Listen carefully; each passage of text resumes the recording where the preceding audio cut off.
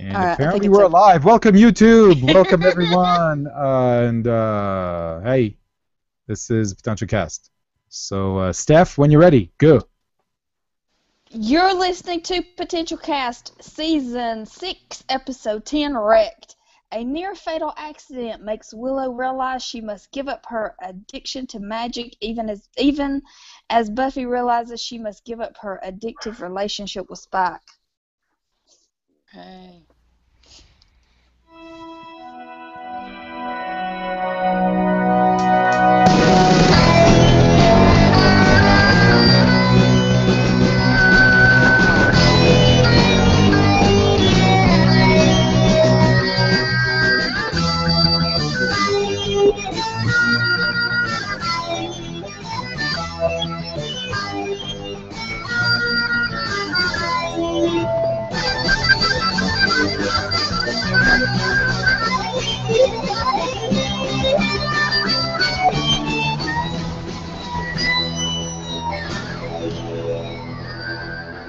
My name is Stephanie.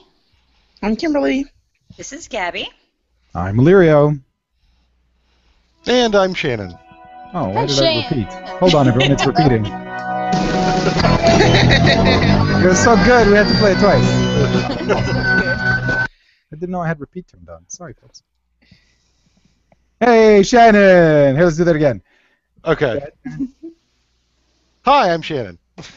Hey, Shannon! Welcome to the show where everything works perfectly the first time. Long-time So- listener, first-time talker. Yay! Welcome. How long have you been listening to us? Since the very beginning. Holy crap! And so you're still following along. And I'm still listening, yes. Thank I'm you so much. sorry. Something else. So instead of talking about the episode, I thought that maybe We can talk about anything else. we might want to get straight into some audio feedback because I got a lot of hello. Yeah, we got you. I got a lot of audio feedback. So I would like to get some ready here. A lot more audio feedback than I thought we would get. Just to be perfectly clear, I thought it was going to be a little weak. Based on the content of the episode and what have you.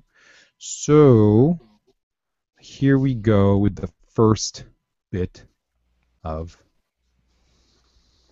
feedback. Here we go. Pills?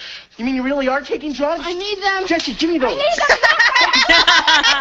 need them. You can't sing tonight. Yes, I can. I'm so excited. I'm so excited.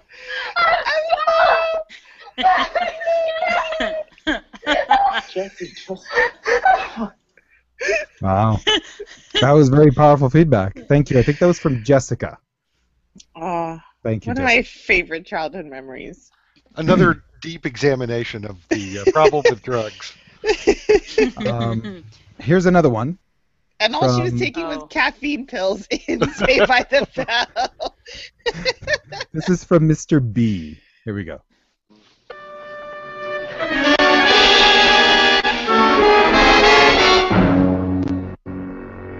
Stand still. Reality, man, reality. I could see the center of the earth. Purple flame down there, the pilot light. All the way down. Purple flame down there, the pilot light. Pilot light of He's clean, Joe. creation and Step, reality. please. Reality. What's your name, son? You can see my name if you look hard. Don't you know my name? My name's Blue Boy. What do you think, Joe? Sugar cube. Almost your bookie's been dropping that acid we've been hearing about. All right, son. You're under arrest. It's our duty to advise you of your constitutional rights. You have the right to remain silent, and any statement you make may be used against you in a court of law. You have the right to the presence of an attorney. If you cannot afford one, one will be appointed before any questioning. Do you understand that? There I am. I'm over there now. I'm not here anymore. My hair's green and I'm a tree. Well, that's a cinch he's not strung out on sugar cubes. Yeah. All right. Let's take him to central receiving. Come on, son. Even if your body does die, your mind will live on. Yeah, we know. Come on. Wow. Oh my god. Colonel Potter was not taking any shit from this guy. All right, I think we might go back to a little bit of feedback later on. Oh my gosh. So the elephant in the room is high. And as someone who has taken illegal substances in the past, weed, the drug abuse metaphor in this episode was absolutely hilarious. I thought it was one of the funniest things I have ever seen on television. How heavy-handed, and that scene where Buffy confronts Amy was the worst. And it was so bad, I thought it was good. I thought the other scene was worse. With Dawn, Buffy, and Willow. That's all I'll say. That made me laugh hysterically, like Illyrio, but I was like, I shouldn't be laughing at this. But it was so over the top. I was like, really, guys? The thing that this show has done so well for so long is use the supernatural as a metaphor to examine high school life and relationships and everything. But here the subtext was so wafer thin, it was text. And it was so ham-fisted it should open a deli. It was just... Not a Jewish deli. Right. Oh. Yeah. You know, and a lot of people might want to jump on the I hate Marty Noxon for ruining Buffy train. And granted, this is an all-time clunker. But, you know, she's done good work in the past. And I can't believe this got through any kind of quality control that people said that it would be nuanced. Awful. Awful. Yeah, because I don't think Buffy fans are smarter than this. You know what I mean? Like without insulting anybody, but it was just so like they've spoiled us with so many good episodes, and to watch this was like a backhand. Like, really, guys? Really? But anyways. Well, as I was watching the episode, and if anyone had a chance to listen to my commentary, the parts that got really weird weren't until about 15 minutes in, right? Because up until that point, we were still dealing with what I thought was really interesting is Willow and Amy having overdone it with magic. And, you know, I'm looking right here, it's almost 14 minutes in, and we have Willow telling Amy, you know, I felt awful today, and I couldn't do magic. It's like she ran out of magic. Magic juice. Like juice, right? Like she had to recharge overnight.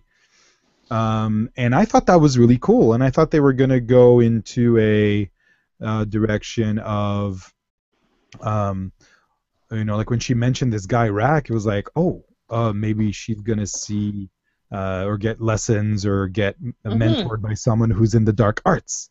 And that's what I thought. It really missed an opportunity to do something cool. Like, that's what I thought. You know, the big tragedy of it was, sure, there's this, you know, ham-fisted, over-the-top, right-in-your-face, hit you over the head drug metaphor thing, which was poorly done, I think we can all say. But there's also the missed opportunity of, it was right here in front of them.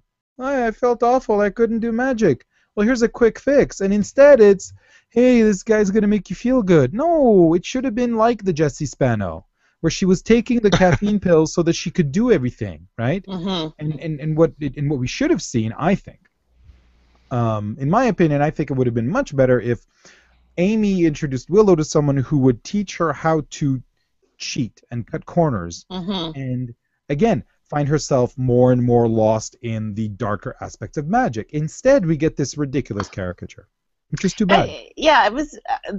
The whole thing was about her escaping how bad she's feeling. I wanted to see this guy teach her how to make people float.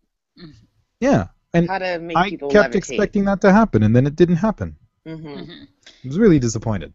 And Amy, who hasn't been a rat for 15 minutes, all of a sudden locates this guy, and I'm like, wait a minute, what's going on? And they here? tried to hand wave that when they first went in, and she's like, "Oh, I know I haven't seen you in a while." Yeah. Oh, yeah. That just doesn't hold water. Like Terrible. twice I screamed out, "You were a rat for 3 years." Like, what? I think she said something like, "Oh, I gotta go home. My dad's expecting me." Shouldn't your dad be like around you 24/7 because you've been missing for 3 years? Like, SOD. Yeah. But okay, well, what about Buffy and her self-loathing or her denial of her sexy times her one-night with stand. Spike. And she is going all out to be super, super mean to Spike. Well, I think that was handled a little better and in a little more adult fashion than the after-school special of the drug issue. Yeah. I would agree. I mean, those were believable things that both Buffy and Spike said to each other, and you could at least kind of grasp onto that reality and say, this works within the fabric of the show, and this is how these two characters might react to each other. Mm-hmm. I totally agree. Yeah. And if we're going to say something nice about this episode, which I know it's hard to find, I will say that it doesn't matter how awful the material is that they give Allison Hannigan. She completely sells it. She is the best crier on TV. Well, except for one scene. But yeah.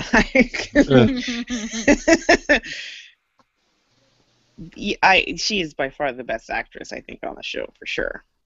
I would agree. For I would agree with sure. What else should we talk about? Well, Dawn is still the worst. Dawn is not. I mean, if you're going to experiment with breakfast food, eat it. Yeah. Dawn Pancakes leads to waffles. Dawn took a little bit of a vacation from being the most annoying character on the show. And now it's back, and I'm reminded, and I think it's because she's in it a real lot. And I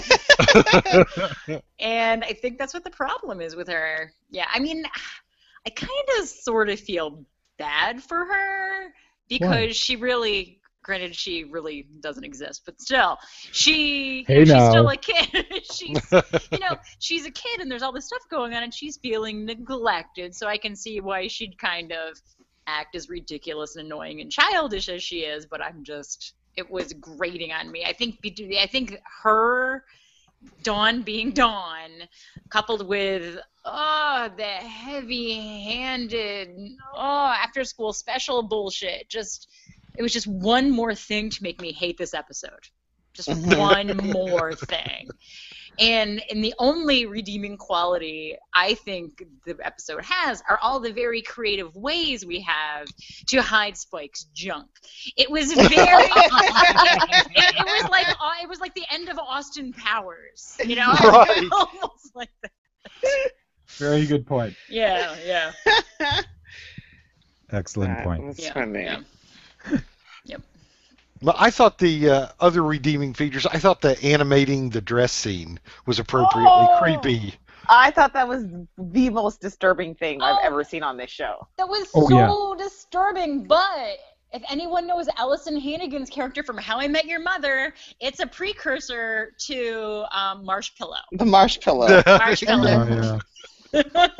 I'm trying to remember the magic words from Bedknobs and Broomsticks, because that's exactly what I thought of, although I couldn't accept. It was just so, Willow, that's awfully pathetic of you. Well, yeah, and if you want to show magic taking its toll on somebody and how it makes them, take shortcuts emotionally, that's a good way to do it without lathering on, all the other junk. Mm-hmm. Mm-hmm. Like when she couldn't close the drapes when she came home that early that one morning, I thought something had happened where she'd lost her powers, and she was going to spend the rest of the episode trying to get it back. Yeah. But I didn't even think that she was so exhausted that she lost her magics momentarily. I immediately got the Hangover vibe from that.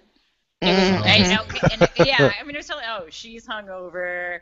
I know where we're going. Okay. So one's hungover and one's doing the walk of shame. So yeah, great role models you got there, Dawn. Where we go? Ooh, and then the awkward. Here you have Tara there with this like mysterious girl walking, and I'm like, oh boys. Yeah.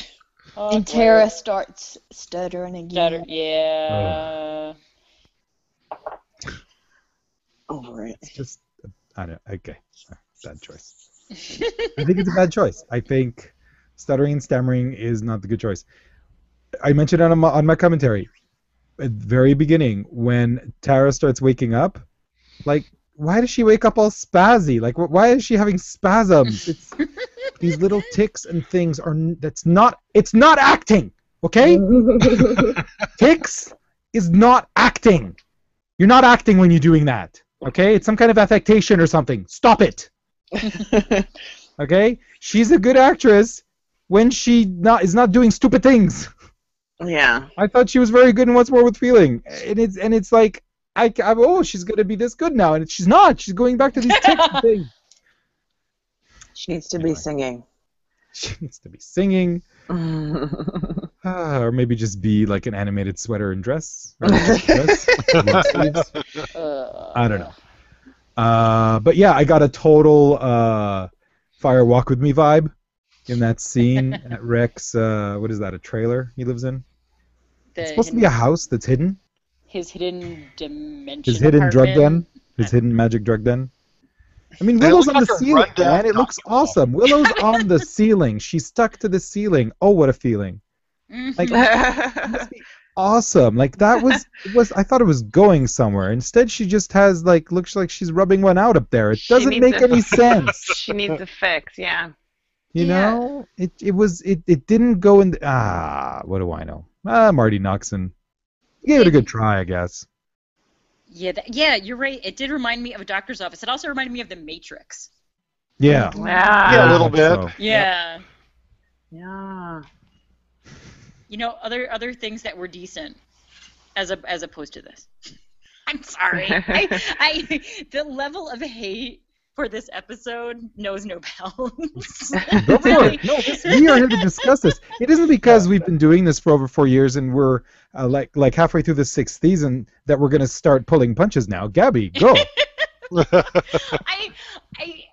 I feel like anything that I have to say is the same stuff that apparently all the other haters of this episode seem to feel, and I have to tell you, I'm quite shocked that I actually have backers or am actually part of a whole group of people that despise this whole turn of storyline. You are not alone. It's weird. Because I feel like I've been alone for so long.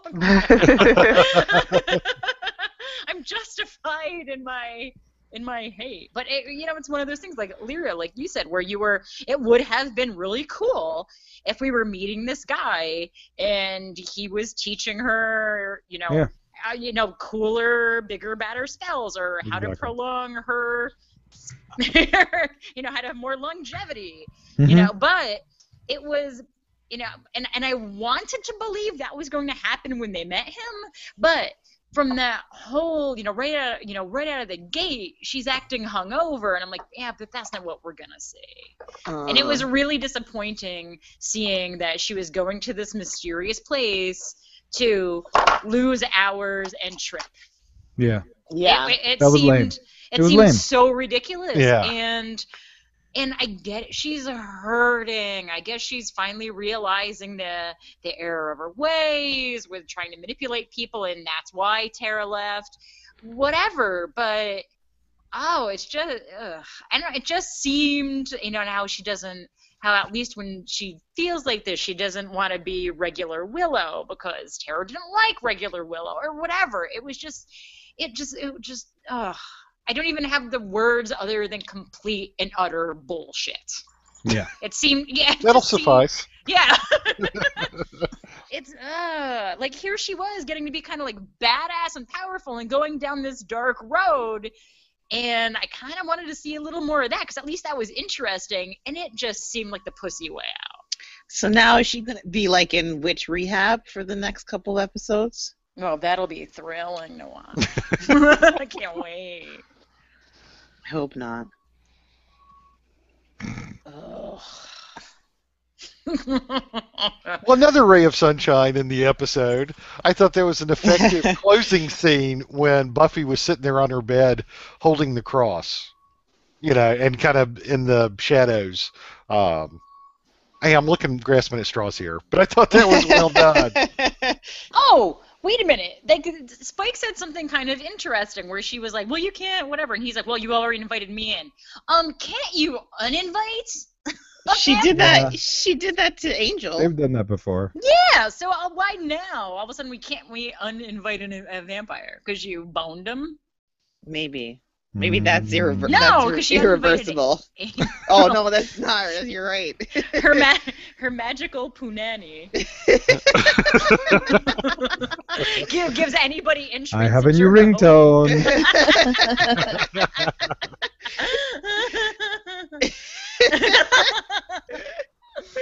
Ugh. So funny. It's funny because it's true. Yeah. Damn Oh, it. God. Lordy, lordy, lord. Ugh.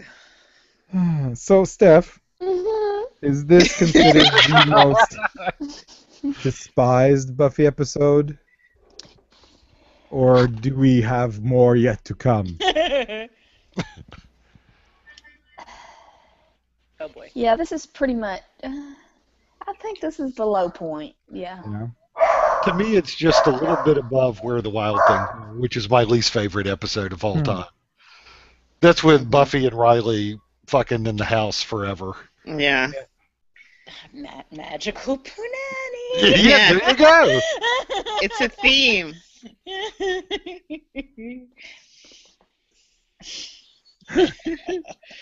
Which is ironic because my favorite episode happens. Angel. Oh, man. Okay, this is the episode where Anya and Xander are trying to make the seating arrangements, right, for the wedding? No. No. She was looking at bridal magazines while Yeah. they were looking at, looks like they were researching other demons. Okay. And she had the magazine tucked away. That was hilarious. It's a cute little scene. I loved you it. know. Yeah.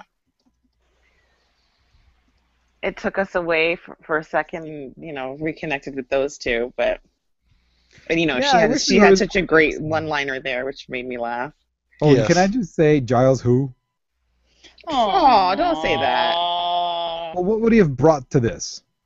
He would have just been his. He would have just been his old Marge Simpson himself. Don't do this. Don't do that. Don't do this. This is an episode where he could have taken a trip somewhere and then come back later. But Yeah. yeah.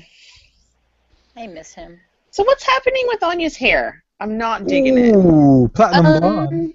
Well, It's- yeah. at the beginning of the season, in the commentary for the first episode, they talked about how Anya came, that Emma started out the season looking too much like Buffy. So they had to change her hair a lot. Because we the viewers can't discern between the two because there's so much alike. Probably. No, it's probably because it's in Sarah Michelle Gellar's contract that nobody can look better than her. Oh, okay. Probably. I'm That makes pulling sense. that out of my ass, but I think you're totally correct. Yeah, because her hair looks so weird with the platinum blonde. It just doesn't suit her, I don't think, or it's just that we're not used to seeing it. And part of Yeah. that scene when they were talking, I know the scene really didn't have that much to do with the episode on the whole, but she, I was so distracted. I kept looking at her hair and be like, it's so bright. it was really bright. It doesn't match your eyebrows. What's going No, on? that I find strange, but I've always found that very strange. Mhm. It looked so fresh, like maybe she had just left the salon Yeah. and then went to film. Yeah. Oh well. She still had a great line in this episode. So don't anyone take it for their Mhm. I think we have some real feedback. Aww. Or would you like some more fake feedback? Do you have a clip from Reefer Madness? No, but I do have one of my favorites of all time. It's a little long, so I won't play the whole thing, but this is one of my favorites. And here we go. This is from William. You talking to me? You know, I have something for you. I was going to save it for graduation, but after what you did, I think I'll give it to you now. Yo, season tickets to the Clippers. That's right, courtside.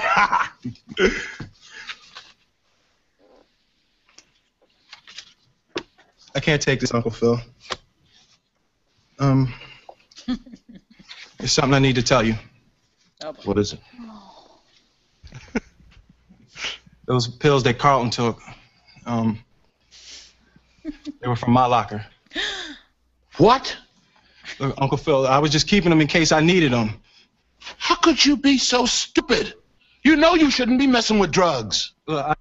Well, there you have it. Whoa. More caffeine pills? Pillowy mounds of mashed potatoes.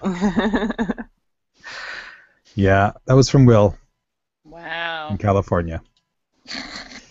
And in my search of YouTube videos for classic kids TV or sitcoms with drug-themed episodes, I came across this. Do you guys remember the first generation of Facts of Life? Yes. Yep. Where it Yes. was the girls' private school? Yeah. Yes. Early on. Judy, Natalie, Joe. Go ahead. No, before Joe. Here's an episode where Helen Hunt is in it. Ooh, wasn't that when Molly Ringwald was on too? Molly Ringwald was a regular. Wow. Yeah. Here we go. Here's something awesome. There's a place you gotta go to learn it all you want to know about the facts of life. The facts of life. Hold on, where is it? In your books are what you're there about, what looks are what you're there. Facts of life. Fran, I have only one thing to say to you. You're one of us. Are you kidding me? I don't believe it. You told her. It's all right. It's all right. We'll see you tonight. Later. What did you mean before when you told me not to be shocked about the group? This should give you a hint. Oh, Blair, lipstick doesn't shock me. To an outsider, it's lipstick. To a member of the group, Meryl! Shh. Wanna?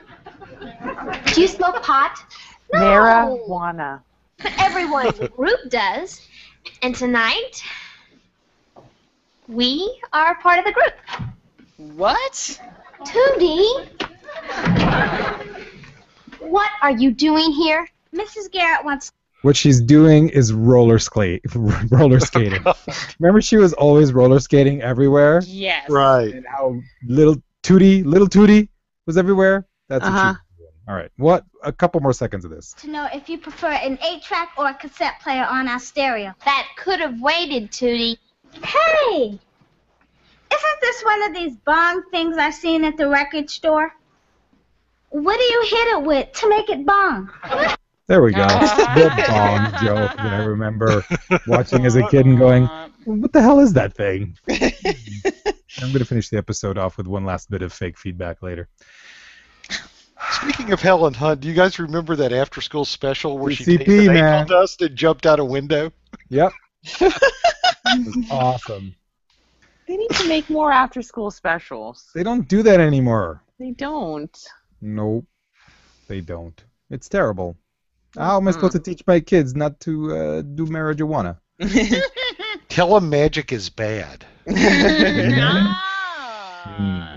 Nope. Or they could just move here. It's legal. Nobody's going to bother you here anyway. But no, they had. If they want, let me tell you right now, folks. If my kids want to smoke up, they need to be getting straight A's. If you're an excellent student, you can smoke whatever you want. All right. Well, except nicotine, because that's just terrible. Gross. Yeah. And you have to pay for it yourself. I'm not buying you any hash. I'm not doing that. Okay? Thank you. And that's one to grow on.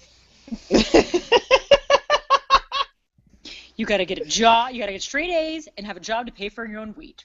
Yep. Absolutely. Okay. Yeah, it'd be perfect if you played that, the more you know jingle right after. Yeah. It's tough to find just that clip. I'm sure it's on YouTube. So, Willow drags Dawn to the drug place.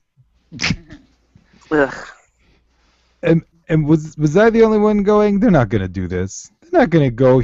They're not gonna go there. They're not. Why are they doing this? This is stupid. Uh-huh. Mm-hmm. I mean, was I the only one reacting that way? No. Yeah. And the people in the waiting room were just like auditioning for community theater. They were so top. Yeah. I don't know. It was Willow. a tough watch. It was really rough because Willow was being weird. She was being loopy. Willow's. I'm sorry. Even if. Even what? Even when. If you are really. By the way, Dawn kicks that demon right in the nards. Right. Good for her. She did more than Willow did there. And, Even well, if you are. Go ahead. Okay, Willow has just total disregard for Dawn's safety. She just doesn't, and I mean, I guess that's a good representation of, somebody who doesn't care anything. They don't care anything about anything except their necktie. Yeah, what they're into. So. Yeah. Yeah. It's like the stereotype of the crack whore with the kid in the back. Yeah. I mentioned that in the commentary. Yeah. And it's like, I understand, but at the same time, I mean, Willow Rosenberg is not going to. I don't know. Maybe I just don't buy her as an addict. I just don't buy her as an addict. Oh Maybe yeah, it's too fast. This was way too quick, too fast. Too fast. Sorry. I don't care how awesome that hit was. Right? Yeah. You're not going to be... Even someone who just had heroin for the first time is not going to immediately, the very next day... I need my next fix. Change... Be completely irresponsible. Mm-hmm. There's got to be some kind of decline towards that, I think. Anywho. I thought it was lame. Yeah. But, much cooler and better. They kept so much. They only have so much time to get the message across. I know. Like if we saw Amy and her do that a couple episodes in a row, it would be different than just jam-packing it all into one episode. Kind of in the background, like even a C plot. Kind of foreshadowing and like sprinkling it in, and then you see Willow acting a little weird and maybe a little bit irresponsible, and it was kind of like. That's what I kind of expected things to go for Willow. Yeah. I expected Willow's turn to evil to be kind of a slow progression and a slow burn. If she's gonna, I haven't watched the next episode yet. If she's gonna be like evil now because of this quote unquote drug magic thing, it's just. I'm going to be super disappointed. And I've wanted her to be bad forever. I've wanted Willow to be bad for so long. But not like not this way. Stupid. She's not in control of her faculties. She's not... There was one gleaming moment. There was one gleaming moment where if Willow had caused Dawn's death, and then Buffy would make her her mortal enemy, and then we would see Willow versus Dawn. No. Not just in that I'd want Dawn to die. That's just a fringe benefit. But in the idea that if she was somehow responsible for something horrible happening to Dawn, and then Buffy would never forgive her, and then instead of Willow apologizing, she'd just lash out. Like even at the end of the episode, like she's all out of sorts and she's begging and pleading instead of. You know, she could have gone, no, there's nothing wrong with me. What's the matter with you guys? What's the matter with you guys? No, it didn't. She went from oh, I'm lonely and all out of sorts, to, oh, I'm an addict, to, oh, I'm an irresponsible addict who did something horrible and irresponsible, to, I need help. Yeah. It was lame every which way. Mhm.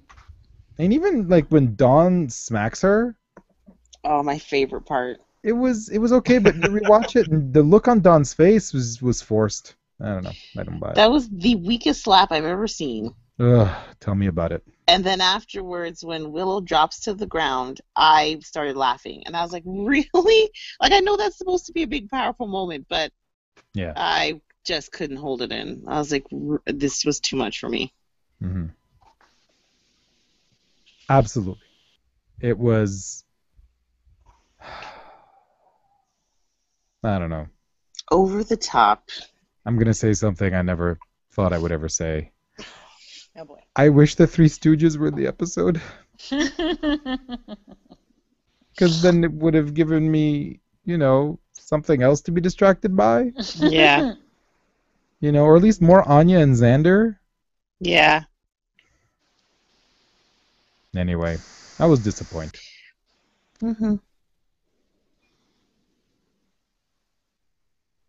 Feedback? More feedback? Facebook? How about we get some real audio feedback here? Why Let's not, do it. just me poaching YouTube videos.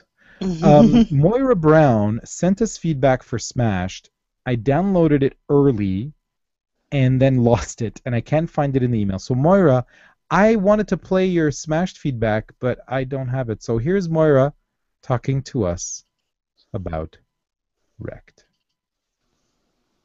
So I just watched Wrecked, and that was disturbing. I'm trying to figure out what the payoff is for this Rax character, who is supposedly a warlock, but he's a warlock dabbling in black magic, right? So that's a whole other breed of cat, and I don't think we have any experience thus far in the Buffyverse to know exactly what the playbook says about bad witches. I have no idea what to expect from this guy, but I'm trying to understand what he's getting out of giving Willow these, I guess, bursts of power. I mean, the whole thing has such creepy, weird sexual overtones that, she looks like she's practically orgasmic every time she's these bursts of power, shall we call them? And he just seems to derive enormous pleasure when she's horrified by the vision she sees at the end of that second session, the demonic vision. So I'm just not quite clear. I mean, I know it'll come clear, and I'm sure the people who've watched this before, unlike me, might think this sounds really naive to be even asking this, but I'm just trying to understand what he's, I guess, taking from Willow in that interaction. And I'm afraid it's like, what, is he taking little pieces of her soul? I mean, is she going to get destroyed in all this? Anyway, unbelievable the way she behaved with Dawn, Palmolive. Complete irresponsibility, very much akin to an addict, obviously. We've been saying this all along, that she's addicted, and yeah, that's exactly how she's acting. She'll do anything to get her fix. She doesn't care who she hurts. It's like a morality play, happening right in front of us.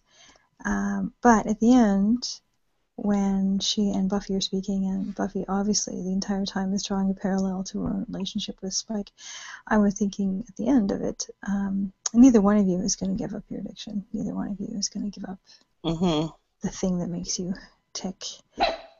Willow is going to need her, her sense of being somebody, and she will want her magic. And whatever it is Buffy's deriving from being with Spike, she's not willing to give that up either, I don't think. So, anyway, this one left me really just wanting to watch more. I want to see where this is heading. Even though it's going to a kind of dark place, it's intriguing me, which I guess must mean that it's kind of well written, because, it had me believing it the way it unfolded. Anyway, so, this one disturbed me, but I liked it in a weird way. So I'm going to rate it pretty highly, because watching Willow go off the rails is, it's horrifying, but it's fascinating at the same time. And I think the actress is doing a great job. Alison Hannigan's doing a great job. So, yeah, I'm giving this one 8 out of 10 addicted witches. And we'll wait to see what you guys all think. All right, bye for now. Thanks, Moira. Are we just cynical assholes? Well, Could be. I listen to everything Moira is saying, and I don't disagree with any of it. Mm-hmm. And I'm like, am I just an asshole? No, not at And all. I'm It's too jaded to. the points that to she made just were fine, take but it. watching it unfold, Yeah. you're like, it was so it was predictable. It was like, this is the after school special episode. You know? And she's taking away from it what was intended to be taken away from it. Yeah. You know, I guess where people quibble about it is in the the joke fashion. episode, yeah. And you know, the bar has been raised so high for these metaphorical adventures, and even if they want to teach us a little something along the way or have the characters go through hard times and learn a lesson, they've been much more savvy in their presentation of it in past episodes and past seasons. And I think that's why it leaves such a disappointing taste in our mouth when it's sanded down to something that's just so obvious and doesn't have any nuance. Yeah, like there's a difference between being taught a lesson and being preached at. You know what I mean? And it's well, like what I I don't understand, as somebody who watches a lot of fantasy with light magic and dark magic, I do not understand what the difference is between light magic and dark magic. And so I asked in the group, and Carol says that dark magic has to do with, you know, coming from a selfish place and using people and them not being in on it, not having their permission, that's when it gets dark. But I still don't have a grasp on what is dark, what is light, what makes one different from the other. I don't know. I don't know either. Soundtrack? The incidental music playing in the background? Could be. Maybe light magic is like what they do, like little things around the house, like closing the blinds and flying the book over from the counter, whereas the black magic you're dealing with, you know, life and death. Yeah, I just think that they should have went. Okay, we got that Willow was deceiving Tara, and that's what got her in trouble. And we see that Willow was neglectful of Dawn when she should have been taking care of her, but there just needed to be more. Yeah. I think I figured it out. What? Light magic is fairy godmothers and pumpkins returning to coaches and animals helping you make your dress. And black magic is witches. Birth to a smoke demon that murders Renly. I think that's what it is.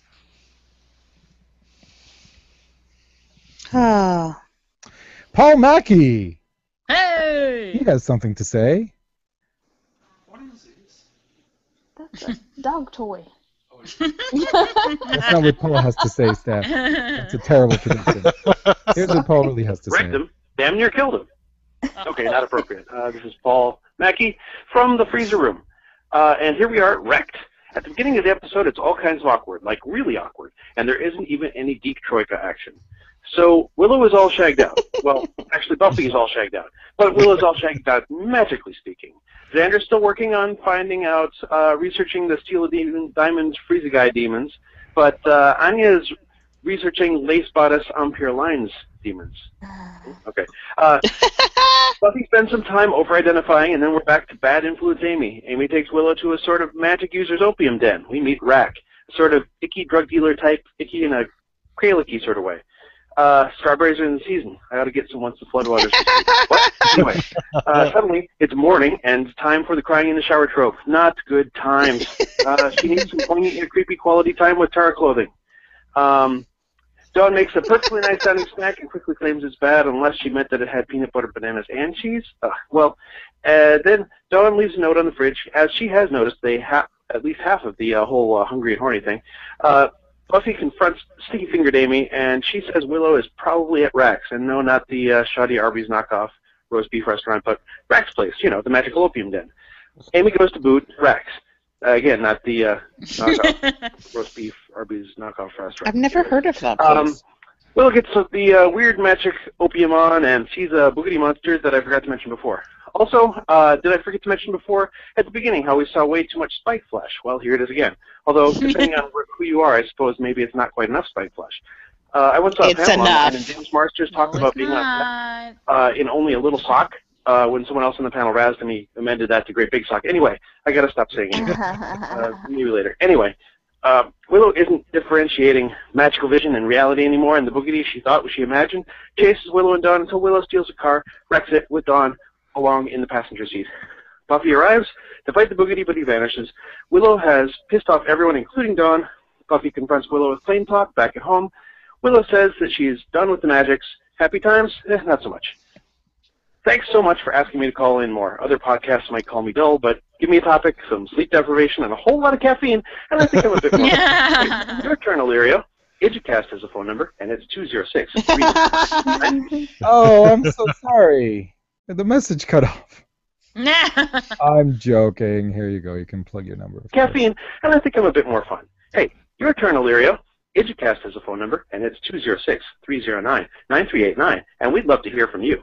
This is Paul Mackey in the freezer room. I think I'm going to go collapse now. Bye. Thank you, Paul. We appreciate it.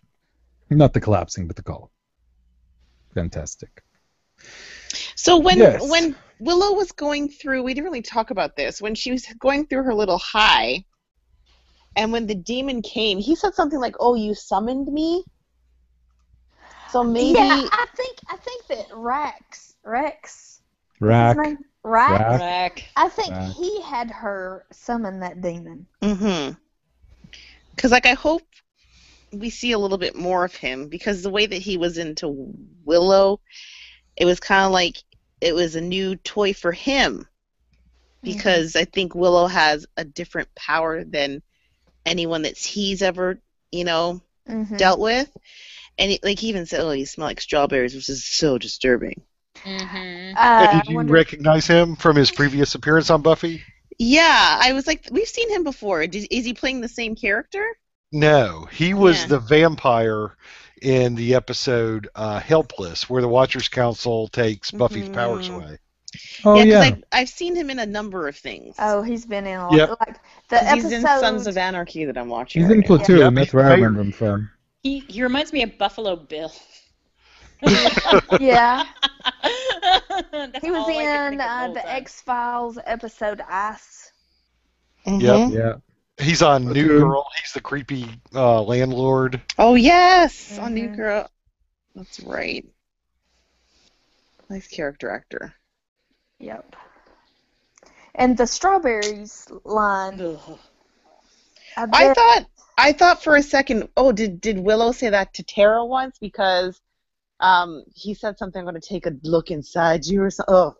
I thought he was looking at her memories, and then he said something. I thought that, did she say that to... Oh, it just, whatever. It was just super creepy. Mm-hmm.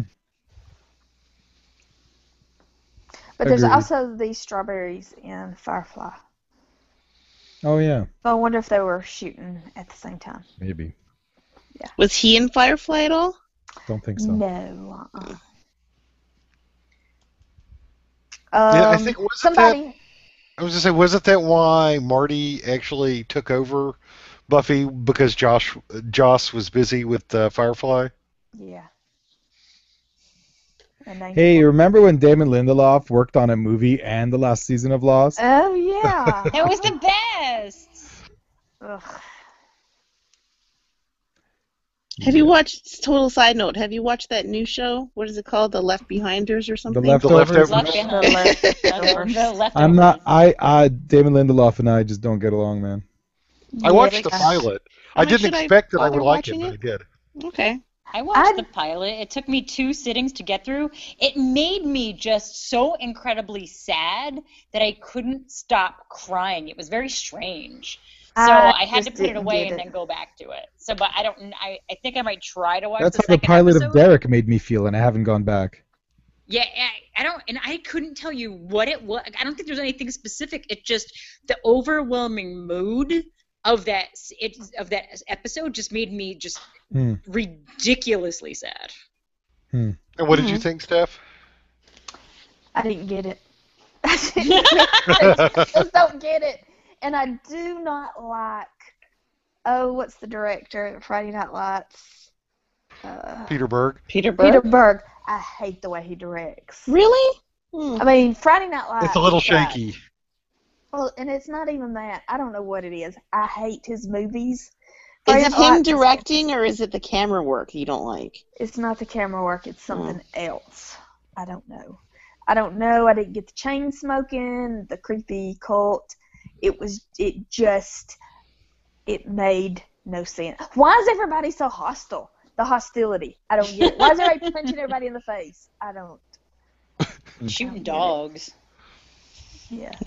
I haven't watched it yet, but I think I might.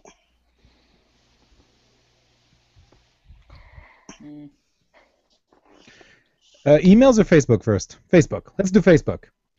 Sure. By the way, folks, we promise that we will never use our podcast to subject you to a psychological experiment without your foreknowledge. That is a potential cast promise. That's a guarantee. That's a guarantee. Guarantee. Let's say Robin opens up the comment thread with the post, nice rack. Charmed you. Because in the show Charmed, there's a lot of cleavage. And boobs. Now that we've charmed you, leave some feedback for Wrecked. By Monday night, July 7th, use all your magics in doing so, white, black, or any other color, and try not to be too much of an addict. Blessed be. What? That's weird. Am I looking at the wrong thread? Okay. Yeah, I think so. Rachel says, ugh.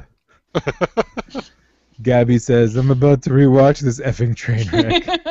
Yep. Patrick says, on a very special episode of Buffy the Vampire Slayer. Bob says, the magic equals addiction metaphor is my least favorite thing in the entire series. Buffy is normally good at gray areas and nuance, and that is completely absent here. As someone who has worked with addicts, I cringe at how much they get wrong. It makes me very happy that you don't see much drug use at all in Buffy. This is an episode I never would have rewatched if Illyrio hadn't done a commentary. I don't know if it has come up, but Rack is the same actor who played Zachary Kralik in Helpless. Well, it just Hey! Hey, whoa! Monsieur says, Wrecked violated me, violently and relentlessly, pounding away at my senses, no relief in sight, crushed underneath the weight of a non-subtle metaphor that would not quit. The first time I watched this episode, I had magic equals drugs equals addiction ringing in my ears for days.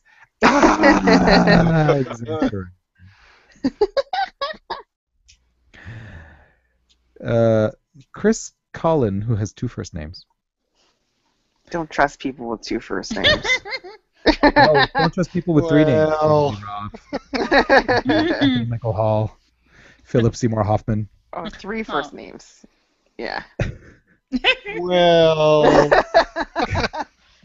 Chris says, the episode that was so yuckily heavy-handed is in its metaphor use that they included the cliched desperate junkie friend scene. Despite how very, very little sense it made for Amy to steal the highly illegal substances that A, were probably sitting on shelves in every grocery store in the entire town, and B, Sage. weren't even part of Rat's whole magic system. I'm really trying not to chuckle at the "don't come back without the coriander" deleted scene. Headcanon. By the way, Chris, I forgot to like this earlier. I'm liking it because of the term headcanon, which makes me think of the character from The Tick, Bullethead. But especially the idea that, there's canon, and there's also the canon in your head. You okay? Yeah. Yip says, the magic/drug/addiction storyline in this episode is about as subtle as a shotgun blast to someone's groin. Saru says, there was a metaphor in Wrecked? I missed it somehow. Rob posts a picture that I can only describe as something I'm tempted to use as album artwork for this episode. Not sure if sarcasm or just honest remark. And now someone else read Chris's next comment, please. I'm passing the buck. The sad bit about this entire arc is that there's a painfully obvious, far more sensible and subtle direction it could have gone. Previously in the series, Willow's predisposition toward magic was often fueled by her desire to change parts of her life that she didn't like. The power to change the way your friends think, feel, and behave is attractive, normally repugnant, and ripe for psychological addiction.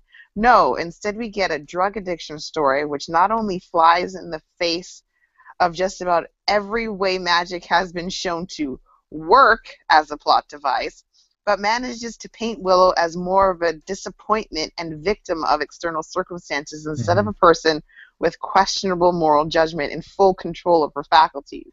Here. No.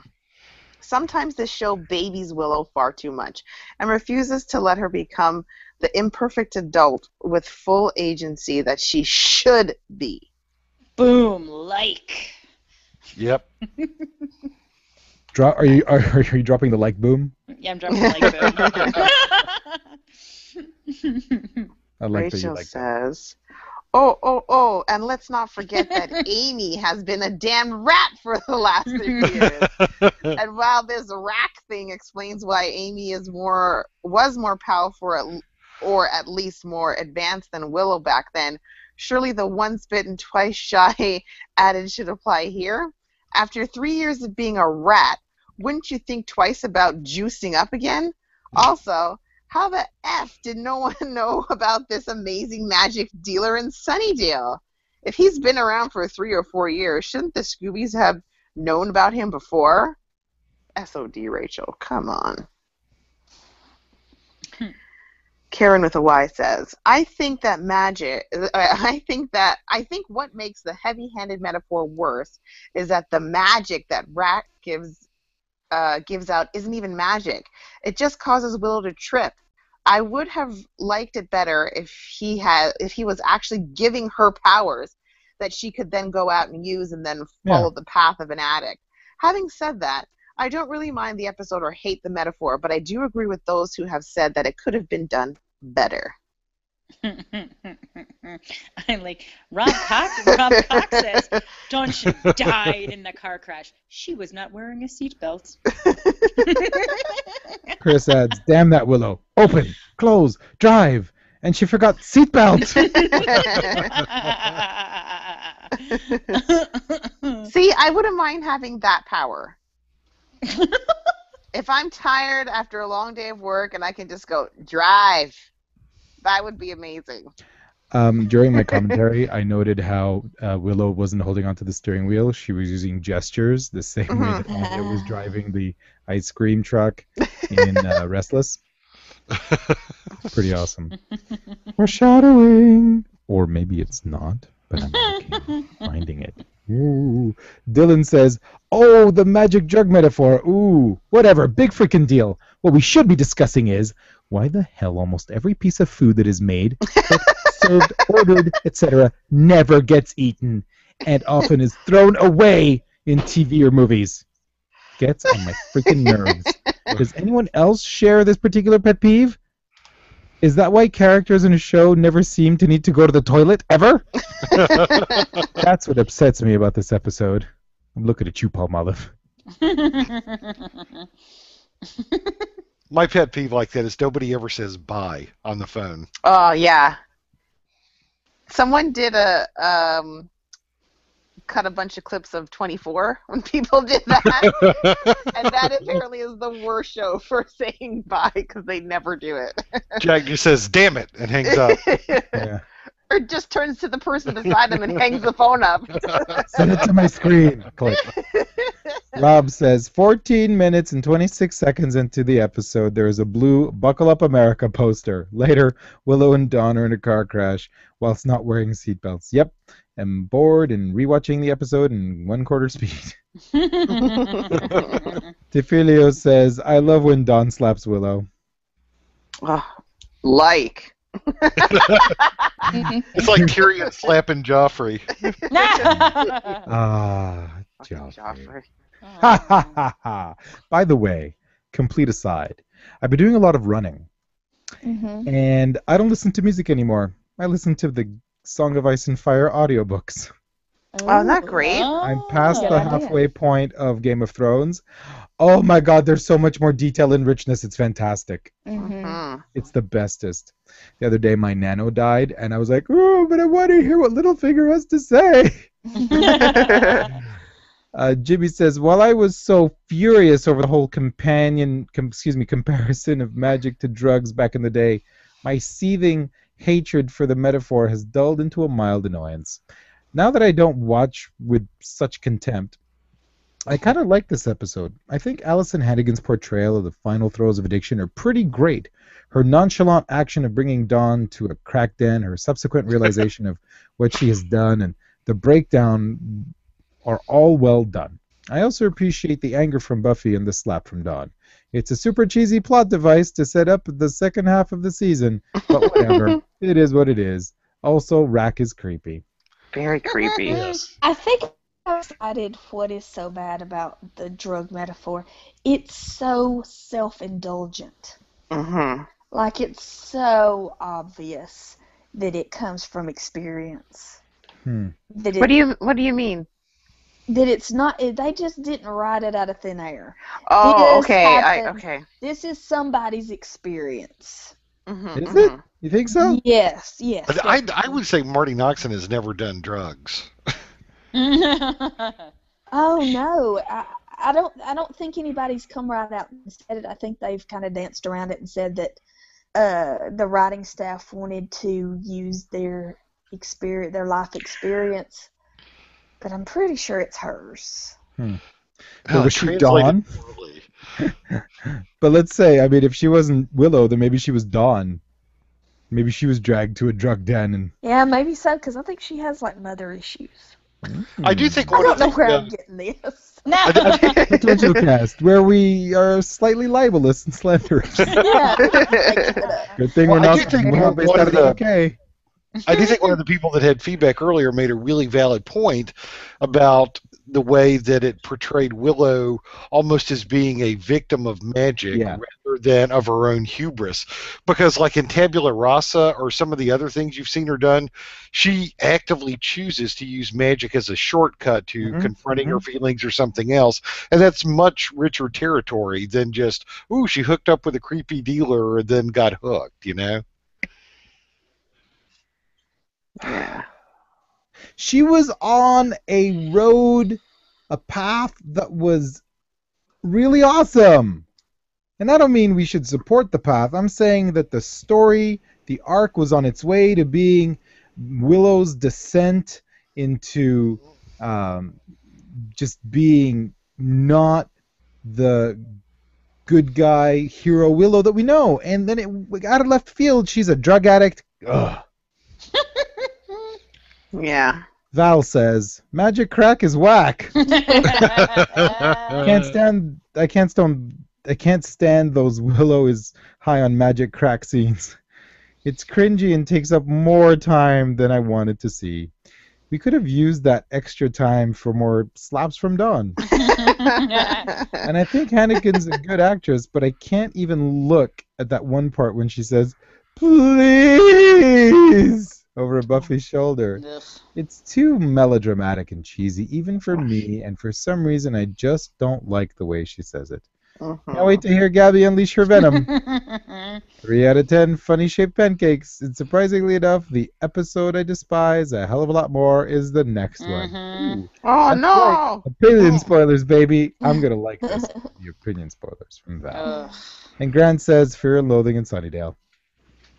I think we got a couple emails. Steph, do you have them handy, or do you want me to read them? I have them here. Missy Pools? Let's see. There's Bruce and Missy, yeah? Yeah. Okay, got Missy's. Hello there, Gak. So Smashed wasn't so much, wait a minute. Is that right? Wrecked. Okay. Okay, I'm sorry. Missy Pooh. Hello there, Gak. So Smashed wasn't so much a filler as it was a part 1 of 2. Jeff Kober is back. He played Zachary Kralik in Season 3's Helpless, and playing a magic dealer named Rack. Totally creepy, cool, and oh so bad for Willow, he gives Willow a new nickname, Strawberry. Can I say it again? Tara and Dawn are adorable, and she makes pancakes. Just don't ask for circles, because you'll get funny shapes, LOL. Strawberry had a rough trip, yo. A little crying in the shower should fix that, or not. I'm never sure what to make of that magic-y, clothes, invisible Tara hug scene. Is it sweet or sad, or both? Buffy busts Amy for breaking in and stealing herbs, and it's funny. These two are having some great scenes as of late. Buffy was wearing a really gross lacy white G-string. Sorry, John. It's like you thought. Buffy. She's certainly consistent, huh? First kiss ended in a firm just that once, Spike. The second kiss ended in a firmer. I was sad because of Giles leaving. You creepy vamp. And now the bringing down the house sex ended in a I'm totally disgusted with my actions, ew, and it'll never happen again. Can't say I believe her. She seems to fall into his arms at the drop of a hat. Such a goddamn tease, that girl. Martha Stewart is a demon. I love that Dawn looks Willow up and down, then slaps her. She kind of needed that, you know. And lastly, I really hope she can kick this magic habit. But I don't know. She's gotten a taste for it now. What do you guys think? Will she relapse? Will she kick it for good? She'll relapse for sure. Oh yeah, please. She was like she had the chills. She's going through withdrawal. Yeah. She's trying to fall asleep. That was not at all subtle. Pleasant thing to see. That was terribly unsubtle.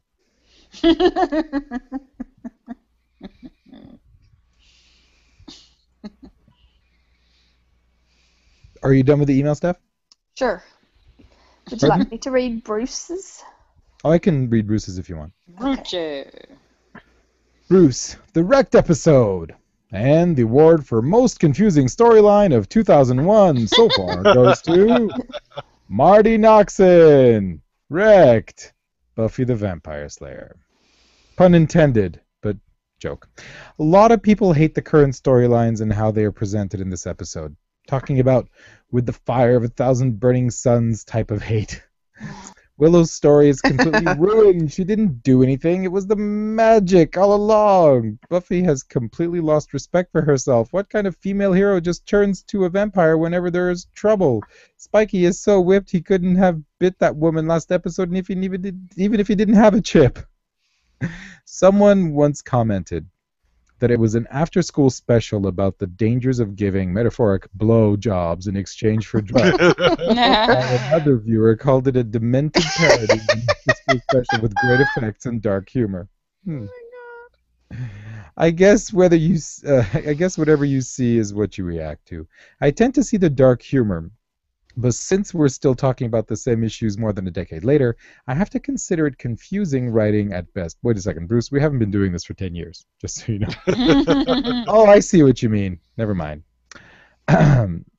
So, here are a few points which I find confusing, unclear, or just plain distracting. Dawn claims to be 15, but sounds like a 10-year-old. Yes, they do not know how to write a teenager. What was all that babbling about when Amy met Tara? Filling an awkward silence? Does Amy know why Tara left and want to deepen the rift? Strawberries. Magic Rack. I don't think the guy's name is Magic Rack. Addictive magic is new, But is it an addictive component in his magic, or is it the way Rack uses magic? We didn't see Willow casting any spells at his place, just receiving his spells. And what exactly did she have to give when they were first met? Mm-hmm. Either way, it looks like this business is based on getting people hooked, but putting customers in a position to attract demons would appear to be bad for business, unless that was something special just for Willow. Is it a good decision to have both of the lead characters in the episode, Buffy and Willow, do almost everything wrong? The Buffy-Willow parallels don't surface often, but they've been hitting us over the head with this one for a couple of episodes now. I wonder if either of them recognize that what they're doing and why they're doing it are two different things. Their last conversation and final scene suggest that Willow might, but Buffy does not. Buffy walks into Willow's room wanting an explanation for what happened in this episode, but Willow mostly talks about what's been going on for the last several years. Willow thinks she needs magic to be special. Since high school, Tara left because of too much magic use over the last several episodes. Magic lets Willow be free from her biggest fear, being weak. Mousy Willow. But she was out of her mind and out of control in this episode. Quote-unquote out of control is the opposite of where Willow Rosenberg has ever wanted to be. But at this point, it isn't even clear if Willow sees a connection with her actions from tonight and Rack's addictive magic. Maybe she thinks that it's all on her. She was using too much magic and went too far. She just needs to stay away from magic. Simple. Sarcasm. Buffy, meanwhile, thinks that keeping Spike away will solve her problem. Now she even has an excuse for it. She came back wrong. Otherwise, she would never have had sex with Spike. If only their psychology professor hadn't gotten herself skewered by a hybrid robo-demon. They would probably have covered this exact situation during the next term. Happy podcasting year number 5, and thank you for not retconning a little sister into the show. Well, we still have many episodes left. So there's still hope. Thanks, everyone, for your emails. Yeah. Feedback, as always, can be sent to potentialcast@gmail.com. You can visit us on the Facebook group. Facebook.com/group/potentialcast. You can tweet us at potentialcast. You can go to potentialcast.com and check out the show notes and the either linked YouTube video or embedded YouTube video, depending on whether or not I remembered to embed it. And you can always call us. The number is 270-40-BUFFY. Yep. I don't have any more points. Does anyone have any more points? Or are we ready to rate it? We're ready. Are we? Guest. Yes. Shannon, please. The floor is yours. This is, like I said before, probably in my bottom 5 Buffy episodes of all time. Season 6 is such a mixed bag. There are some really high highs and some really low lows, and this storyline is just terrible.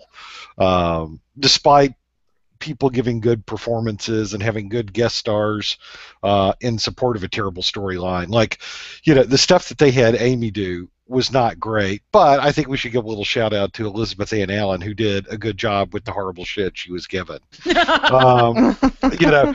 I laughed out loud at that storyline when Buffy catches her with the sage. I thought, they gave her this and she made the most of it, and that was a lot of fun.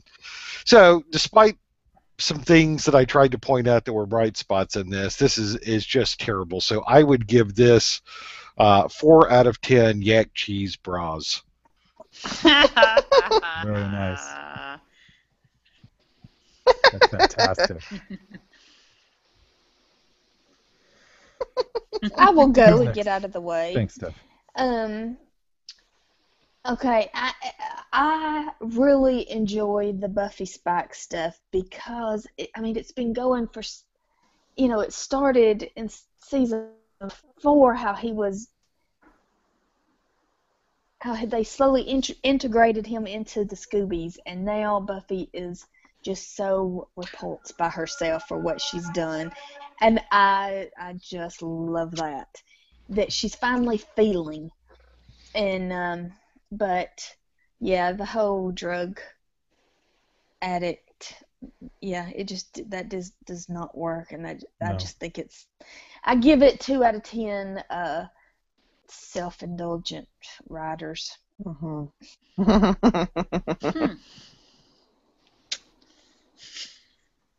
Well, if I can go. Yes, please.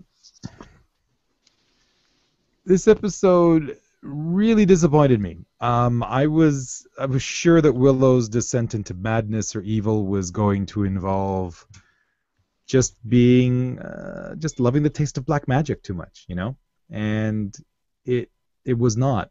This was really lame and stupid, and I didn't really like it. I mean, there was some stuff I kind of enjoyed seeing, and a lot of it was just really kind of So yeah, this for me was a disappointment. I'm going to give it 5 out of 10. Let's see, 5 out of 10. What should I go with? Let's see, 5 out of 10 hidden bridal magazines. Oh. Kim, do you want to play rock, paper, scissors? Okay, I'll go. Oh, okay. The episode wasn't my favorite, but I don't think it's the worst thing I've ever seen. I just don't like how amazing the episode has been, and then we get this flaming pile of dung. You know what I mean?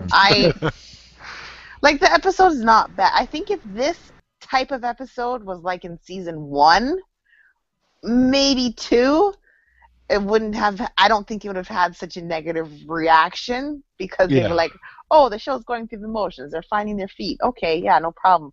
But this far along, I think the viewers who have stuck around are smarter than that, and they don't need the metaphor slammed over their head 50 bajillion times. You know? Well said. I did enjoy the episode because I like the characters. I'm gonna give it 6 out of 10. I'm gonna give it, what did I have? 6 out of 10 peanut butter banana quesadillas. Ew. If it didn't have cheese in it, it probably would have been passable. Anyways. If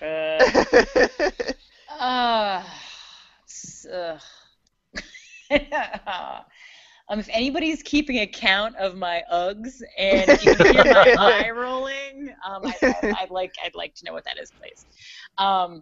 Yeah, the heavy-handed anti-drug message was just over the top. And between Dawn being extra super annoying and just watching Buffy just, I don't know, I can't even figure out what her deal is. It's we barely even talked about her this episode. Yeah, I mean, but I feel like she's acting so disgusted because she thinks that she's supposed. I don't even know. Like, she's fighting. Is she projecting? Whatever kind of fancy, whatever kind of like feeling she has for him, and it's just it's getting old. So her with the Spike and every episode, I don't know, with her and the back and forth with him is getting tiring.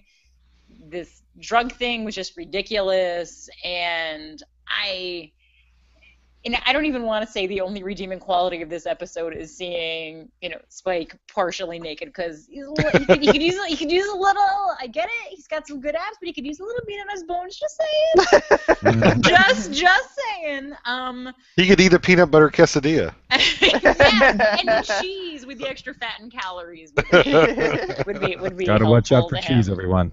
Well, he is supposed to be dead. So. Okay. I think I don't know. This is going to get points because Spike. of the slap. because of the slap. Yeah. But and they mentioned the bronze. I don't know. I'm grasping at Come straws on. just not to give it. What mention of the bronze does not get a point? I don't know. But it wasn't so awful where I couldn't watch it a second time, but I did not enjoy it the second time. And this isn't the episode that gets me fired up, by the way. Spoiler alert, watch the next one already. And that one, there's going to be some venom. So I'm going to give this Her one hair is cute. There's no spoilers. I haven't watched it yet, folks. Everyone quiet. Opinion spoiler. Yeah, I am giving this 2 out of 10 burlap with blood larva bridesmaid dresses. Oh, right on. Yeah. The traditional dress.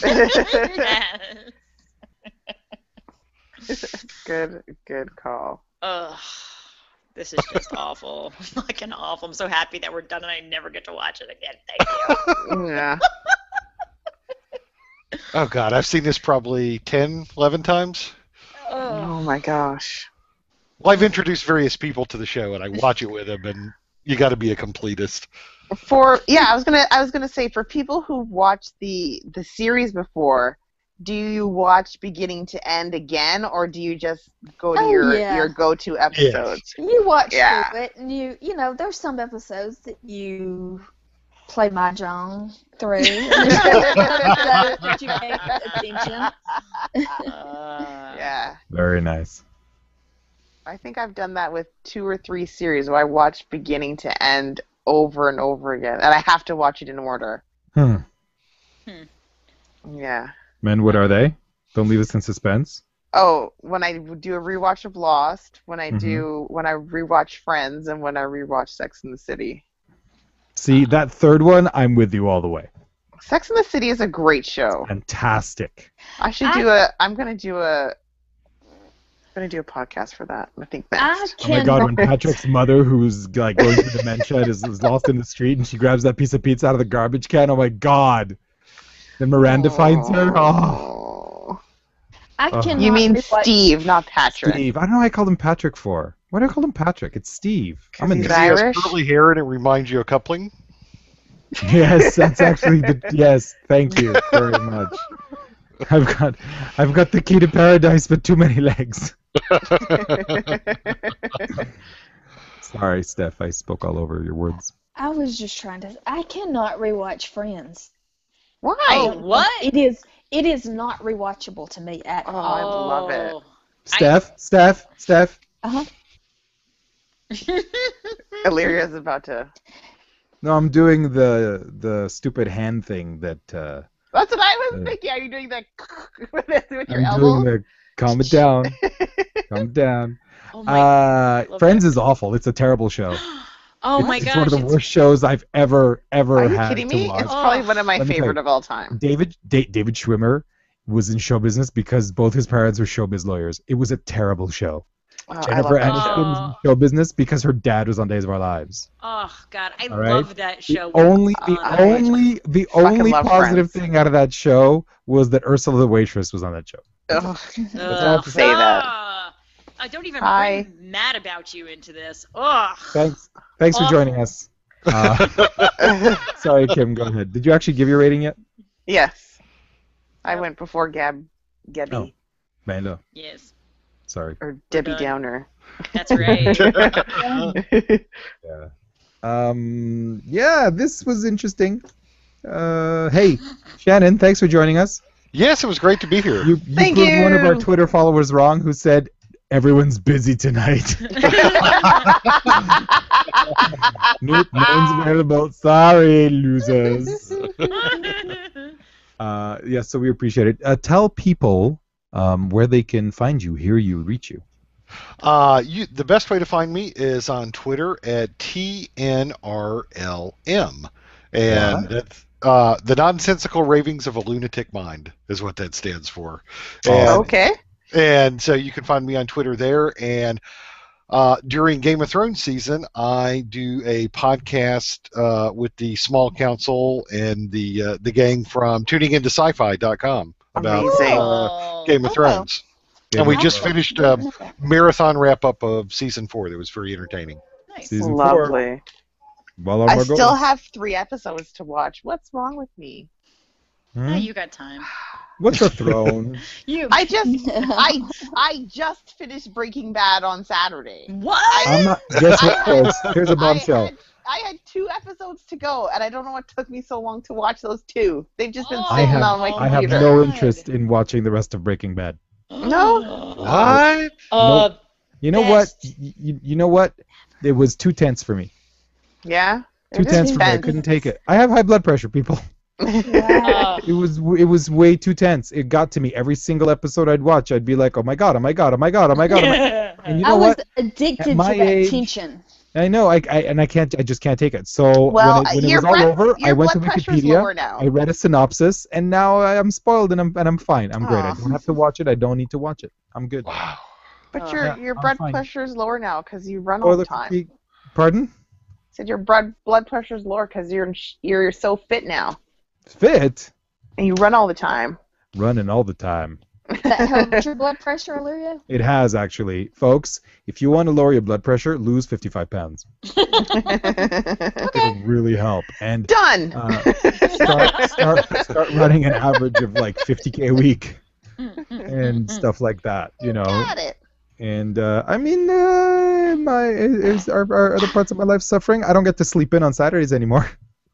I'll go out and run basically the equivalent of a half marathon on a Saturday morning, and I get home and my family's still comfy, cozy in bed, and they're like, "Why didn't you get croissant?" I resist, I resist dragging them all into a magic drug den and being responsible. Very kind of you. Thanks for listening, everyone. Thanks for watching. Those 8 viewers that are still watching us live on YouTube, thank you. We are going to be back again. I think we're doing summer hours. We're kind of, we're getting to episodes when we can. I'm probably going to do a commentary again for the next one. We'll see. God, I can't wait to listen And to that. I think there may be a horrible commentary coming soonish. Yeah, it's on my computer that busted. The easiest thing to do is just rewatch it like I'm watching it for the first time. But I'm gonna be faking it, guys, and I don't want to do that. Don't fake it. Don't fake it. Don't fake it. No. No. So yeah, so we'll figure all that stuff out. Again, thank you for listening. Thank you for watching. I'm going to end the YouTube thing now so I can do all kinds of copyright violations with the Black Arts on the audio part. So Some goodbye, magic. everybody. Wait, we have quotes. Oh, really? We have to do this part? Yes. I'll go first then. I'm Yeah, so I did that. excited about mine. So yes. Okay, Gabby, go. I'm sorry. I'm sorry. I'm sorry. That was my quote. Here's mine. I screwed it up. Everything, Tara. Yeah, you screwed it up. You could have killed her. You almost did. I know. I can't stop, Buffy. I tried and I can't. You can. I can't. Please help me. Oh, God, I need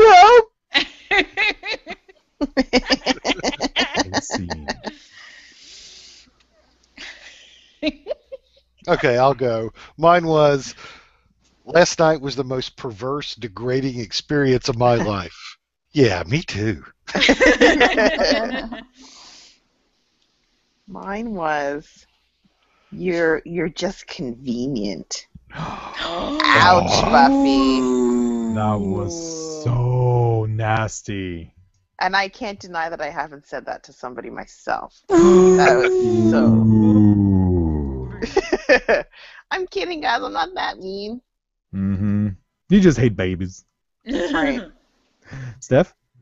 It's true. Take that, scuzz. Who said that, Dawn? Willow, right as she was wrecking. Take that, scuzz. She was watching lots of 80s teen movies, I'm sure. So good. Spatulas are for wimps. Folks, use proper utensils while cooking. Oh, no one said the Martha Stewart one. No. That's okay. That's a good thing. No one. Hey Steph, quoted what's Rack. on the what's on the chopping block for next time? Oh, next time is gone. Cool. Yeah. Very cool. Very pleased to Smashed, hear this. wrecked, gone. I don't know what's up with that trilogy of episodes. And then People soon it'll seem be to not all like them. Hopefully the show pulls itself out of the shitter. All right, so let's try this part again. Hey, viewers on YouTube, time to say bye to you so I can play a couple songs and stuff, so I can cue them up. So, bye, everyone. Namaste, y'all. Later, Bye. Tater.